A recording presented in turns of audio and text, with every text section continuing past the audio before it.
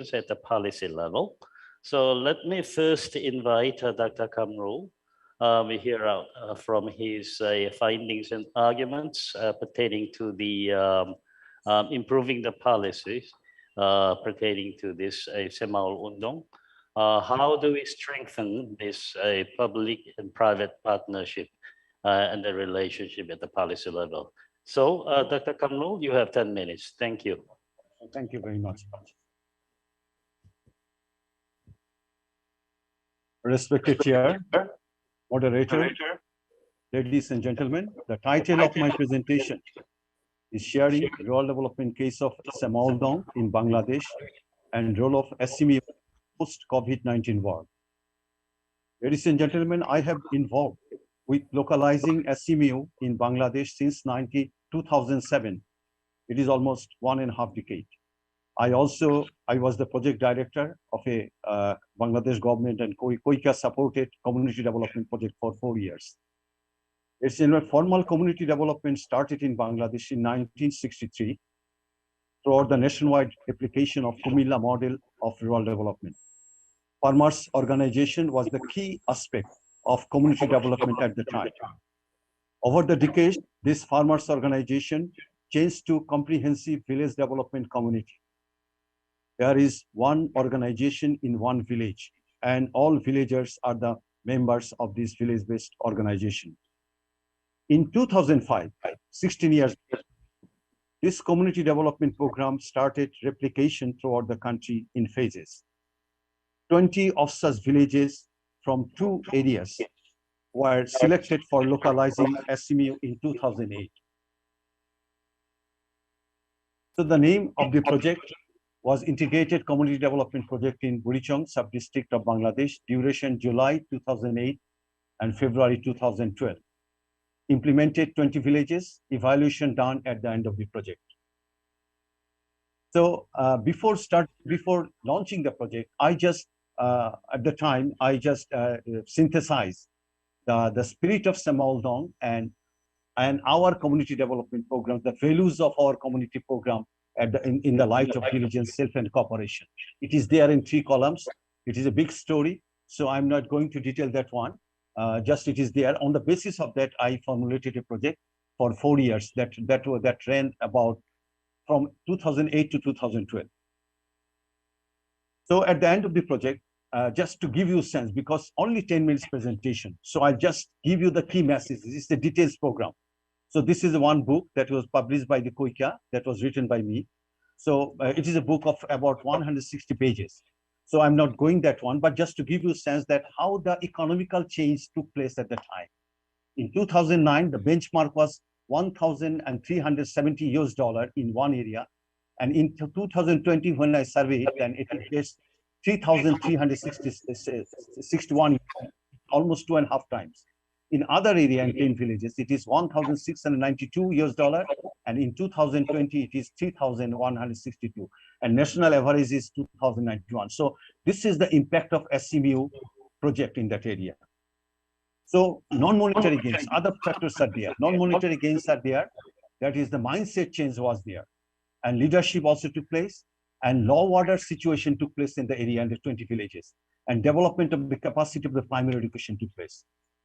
Ladies and gentlemen, now come to the second point, that is the COVID and responses to the village societies. What are the village societies done against the COVID? So it is a big story. I just picked up 3 of the 3 slides to give you a sense, because only 10 minutes presentation.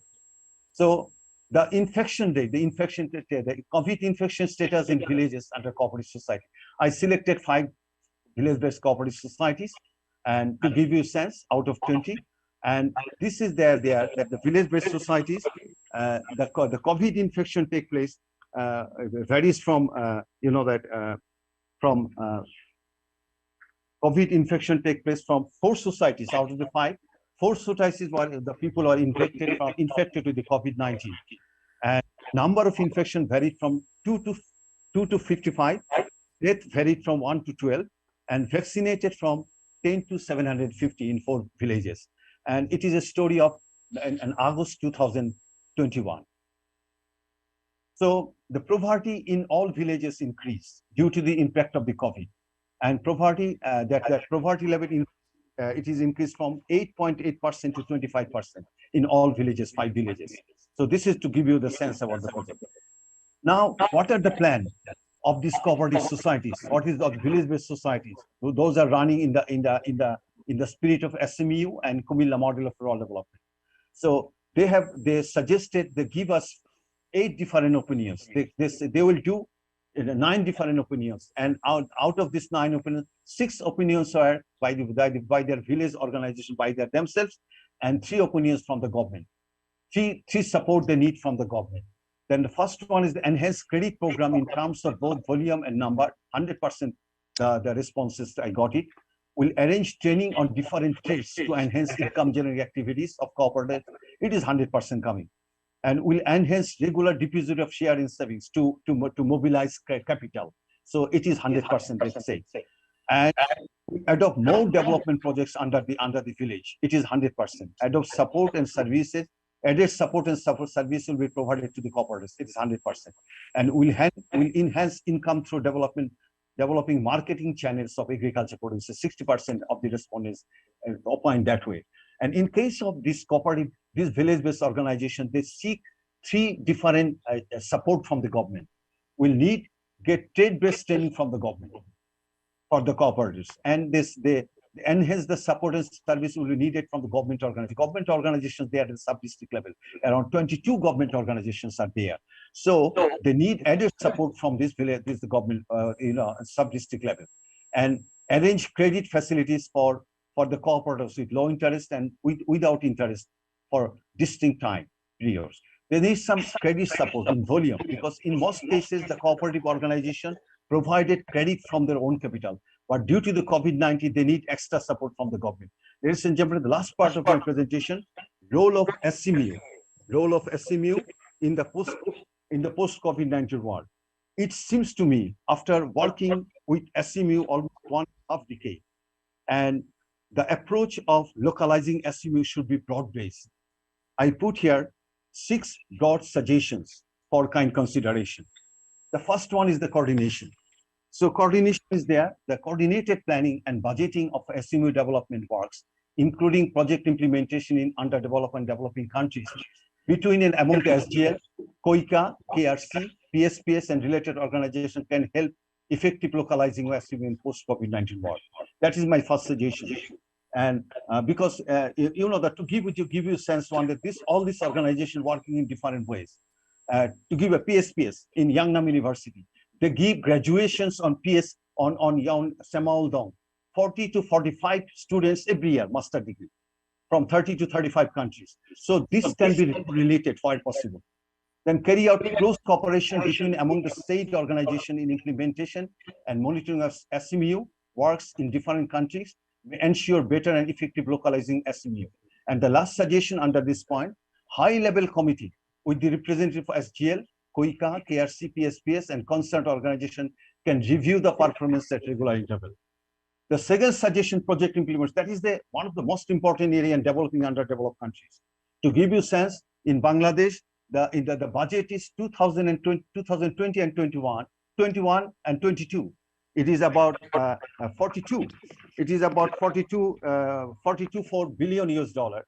And out of this 42 billion US dollar, $26.8 billion have been invested for project implementation. It provides the employment. It provides the support the port.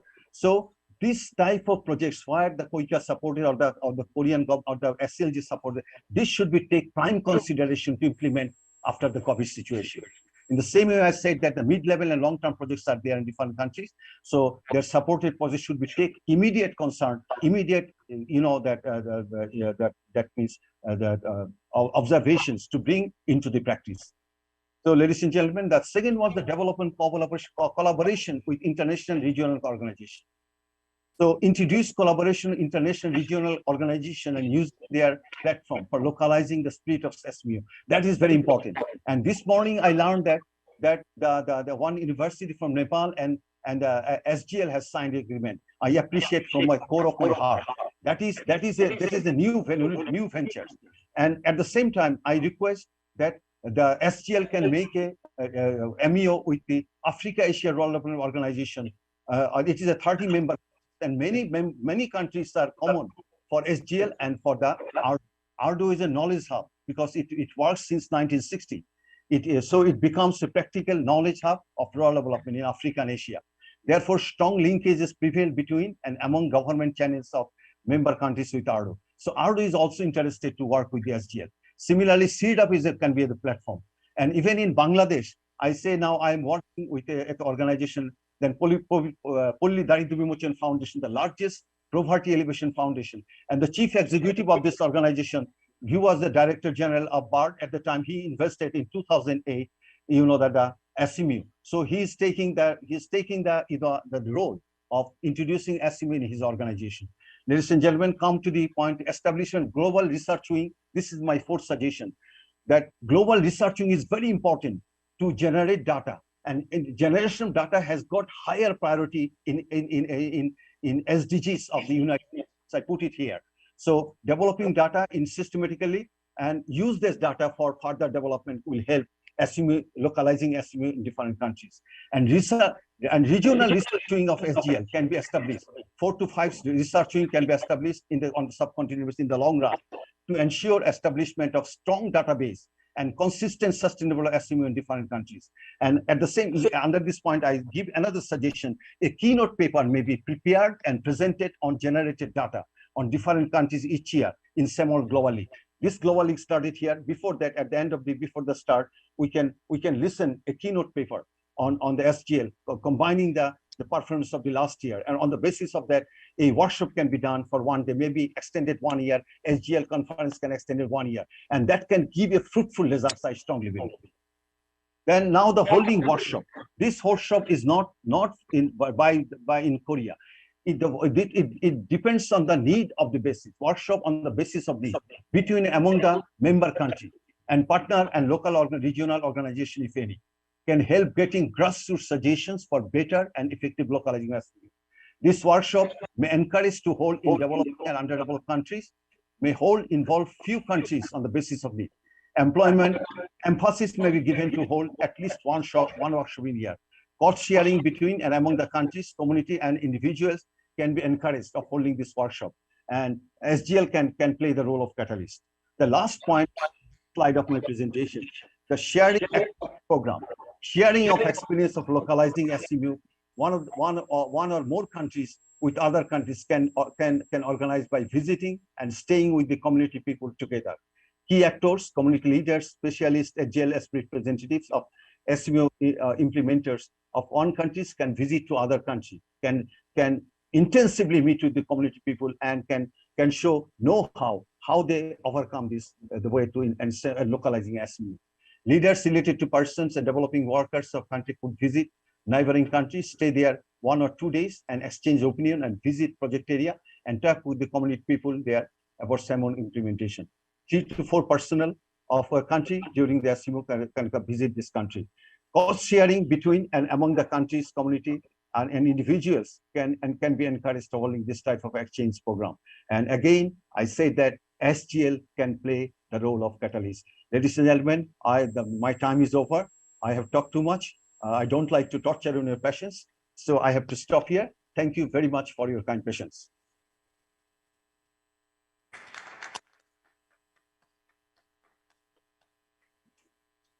Thank you very much, Doctor. Actually, Dr. Kamrul is an editor, or he was an editor of this Korean Rural Development Association, and then its journal. So his recommendation was actually outgonna, coming from his deep experiences of contemplating this Comilla development model, which is known as a Comilla model of rural development that has been a renowned model of rural development since 1960, born out of a reality of Bangladesh. And then now that it was very interesting that he actually integrated Saemaul model and this Comilla model of rural development in one seat. Of course, that As I said, that we will upload his presentation in our SMU Center's homepage. And then he actually recommended us 6-point policy suggestions. First one is that coordination among the donor agencies in Korea, such as SMU Center and then KOICA and so on. And then he also pointed us about this, the fallout of the COVID-19, which is, as he dubbed, poor gets poorer. In other words, that income polarization is getting much deeper as a result of this COVID-19. And then he wanted to address this issue as well. And then also the coordination among the international regional organizations. And then also establishing that SMU research arm. Interestingly, that Madam Park of a SMU Center, as well as Dr. Chang here, we had a discussion about this process. Still, it is not an official. And then 6th one was holding a workshop like what we have just now, so that we could have a common interest and common experience success, and then challenges can be shared. And then this would be the kind of a insight of this exchange program, which is suggestion number 6. So, Dr. Kamrul, thank you very much for your 6-point suggestions.